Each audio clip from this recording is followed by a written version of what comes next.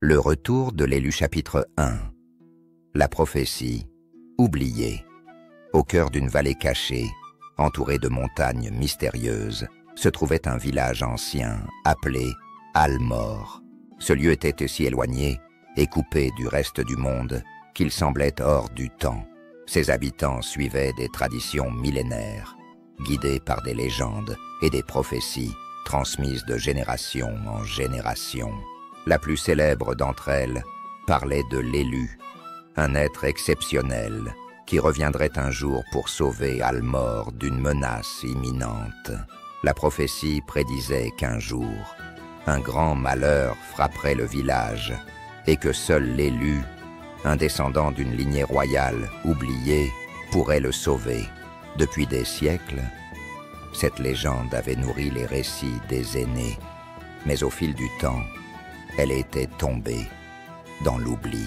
Les plus jeunes ne croyaient plus aux vieilles histoires, et la vie à Almor suivait son cours paisiblement.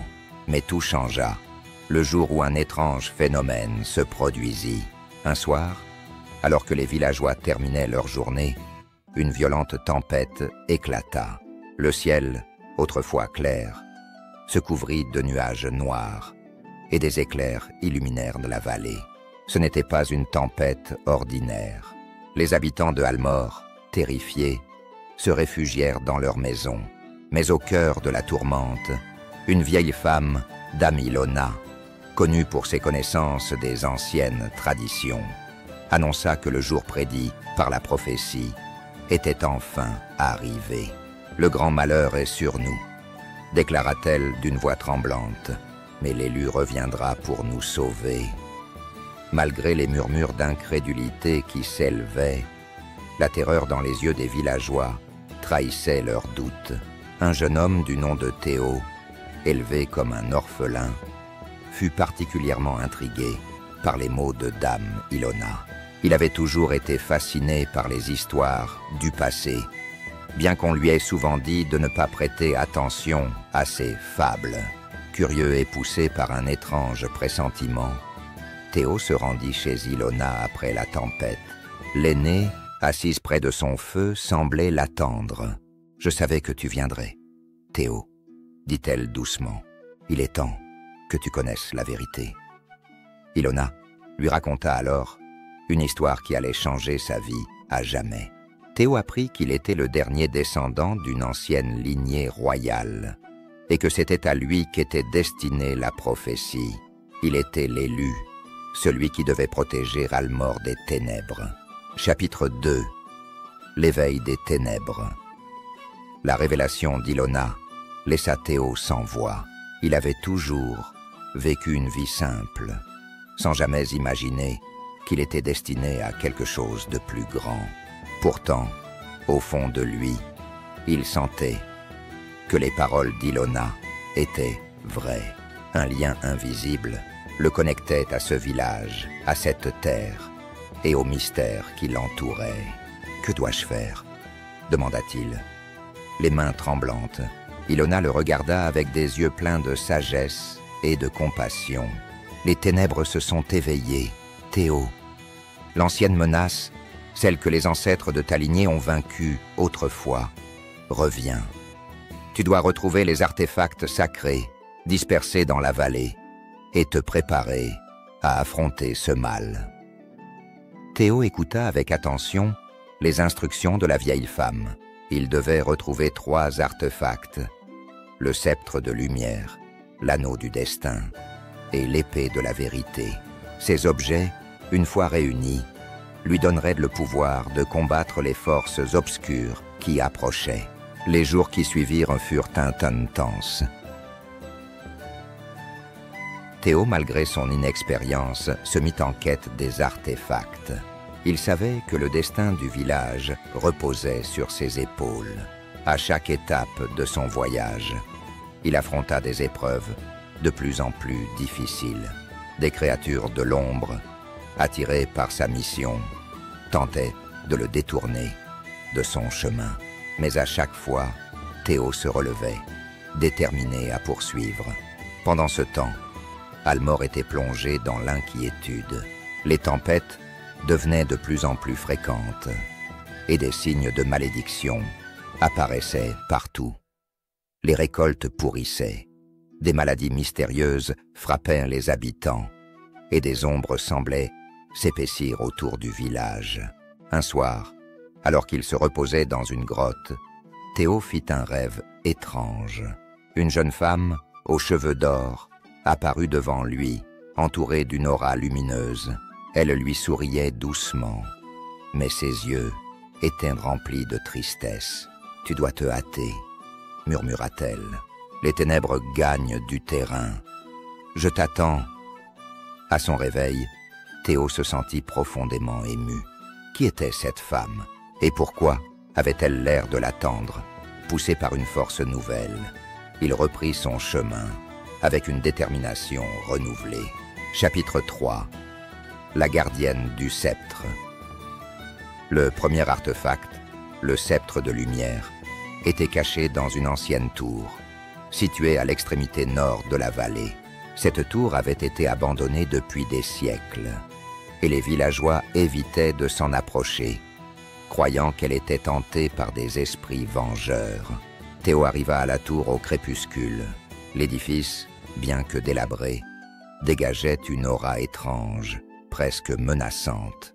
À l'intérieur, il trouva des ruines et des statues anciennes, mais aucune trace du sceptre.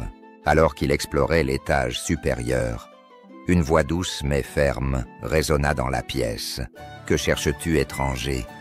Théo se retourna brusquement et vit une femme vêtue d'une robe blanche. Elle avait des cheveux dorés et ses yeux brillaient d'une lumière surnaturelle. C'était la femme de son rêve. « Je suis Théo, le descendant de la lignée royale d'Almor. Je cherche le sceptre de lumière pour protéger mon village des ténèbres qui approchent. » répondit-il, sa voix pleine d'assurance. La femme le regarda longuement, comme pour sonder son âme. « Je suis Aelia, la gardienne du sceptre. Seul celui qui est digne peut le brandir. Montre-moi ta force et ton cœur. » Aelia leva la main, et la pièce se transforma en un champ de bataille d'ombres mouvantes. Théo, armé seulement de son courage, combattit les créatures de l'obscurité avec une détermination féroce. Il sentit la lumière en lui grandir à chaque coup qu'il portait, à chaque ombre qu'il dissipait. Après ce qui sembla une éternité, les ombres disparurent, et Aelia s'avança vers lui avec un sourire. « Tu es digne, Théo. Prends le sceptre, et que sa lumière te guide. » Le sceptre de lumière apparut dans ses mains, brillant d'une intensité aveuglante. Théo, reconnaissant, le prit avec révérence. « Merci, Aelia. Je ne te décevrai pas. » Mais alors qu'il s'apprêtait à partir, Aelia l'arrêta. « Souviens-toi, Théo, la lumière seule ne suffit pas. Il te faudra aussi affronter tes propres ténèbres. » Chapitre 4. L'anneau du destin. Le deuxième artefact, l'anneau du destin, était dissimulé dans une grotte profondément enfouie sous les montagnes.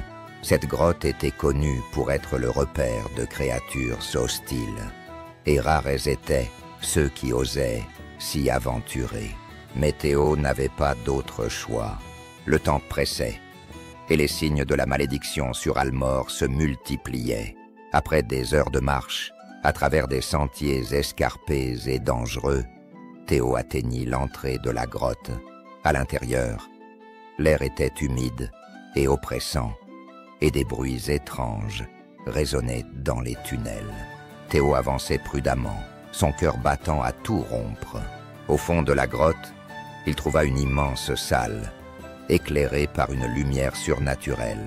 Au centre, posé sur un piédestal de pierre, se trouvait l'anneau du destin. Mais avant qu'il ne puisse s'en approcher, une créature gigantesque, mi-homme, mi-bête, émergea des ombres. « Tu oses prendre ce qui ne t'appartient pas, humain !» grogna la créature. Théo ne répondit pas, brandissant le sceptre de lumière, prêt à combattre. Une bataille féroce s'ensuivit. La créature était rapide et puissante. Mais Théo, fortifié par sa quête et son courage, parvint à la vaincre après un long et acharné combat. Essoufflé mais victorieux, Théo s'approcha du piédestal et prit l'anneau du destin. Une chaleur réconfortante l'envahit aussitôt. Il savait qu'il approchait du but, mais il lui manquait encore l'épée de la vérité pour affronter le mal ultime. Chapitre 5. L'épée de la vérité. L'épée de la vérité, le dernier artefact, était caché dans le temple ancien, au centre de la vallée, un lieu sacré où seuls les élus pouvaient entrer. En possession du sceptre et de l'anneau, Théo se sentait prêt à affronter sa destinée. Il traversa la vallée sous un ciel assombri, les nuages lourds et menaçants. Lorsqu'il atteignit le temple, l'air était lourd de magie. Devant l'entrée se dressait une statue massive, représentant un ancien roi tenant une épée. Théo sentit une étrange connexion avec cette statue, comme si elle faisait partie de son passé. À l'intérieur du temple, il trouva l'épée de la vérité, plantée dans une pierre, au centre de la pièce. Mais lorsqu'il tenta de la retirer, une voix résonna dans sa tête. C'était la voix de ses ancêtres. Pour brandir cette épée, tu dois te connaître entièrement, Théo. Tes forces, mais aussi tes faiblesses. Confronte-toi à toi-même. Soudain, une ombre apparut devant lui. C'était lui-même, mais une version sombre, une représentation de ses peurs et de ses doutes. Théo comprit qu'il devait affronter cette version de lui-même pour prouver qu'il était digne de l'épée. Le combat fut intense, mais à mesure que Théo acceptait ses peurs et ses erreurs, l'ombre s'affaiblissait. Finalement, en reconnaissant son humanité et ses imperfections, Théo vainquit son double. La pierre se fissura et l'épée de la vérité se libéra. Théo la prit dans ses mains, sentant un pouvoir immense couler en lui. Il était maintenant prêt. Chapitre 6. Le combat final, de retour à Almor. Théo trouva le village plongé dans l'obscurité. Les créatures des ténèbres avaient commencé leur assaut. Les villageois, terrifiés, se rassemblaient autour du phare, leur dernier refuge. Avec le sceptre de lumière, l'anneau du destin et l'épée de la vérité en main, Théo se précipita vers le cœur de la bataille. Une grande silhouette noire, un être maléfique nommé Malacar, se dressait au centre du village, dirigeant les créatures. « Enfin tu es venu, ricana Malacar. Tu ne peux rien contre moi, descendant des rois. » Mais Théo, renforcé par les artefacts et sa propre acceptation, n'hésita pas.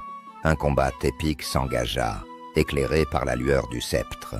Malacar était puissant, mais Théo, avec l'aide des 3 artefacts et du soutien des esprits de ses ancêtres, parvint à le repousser. Dans un dernier effort, Théo plongea l'épée de la vérité dans le cœur de Malacar, dissipant les ténèbres qui l'entouraient.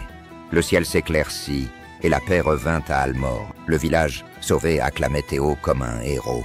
Mais lui, fatigué, leva les yeux vers les montagnes, pensant à la prochaine aventure et au destin qu'il venait d'accepter.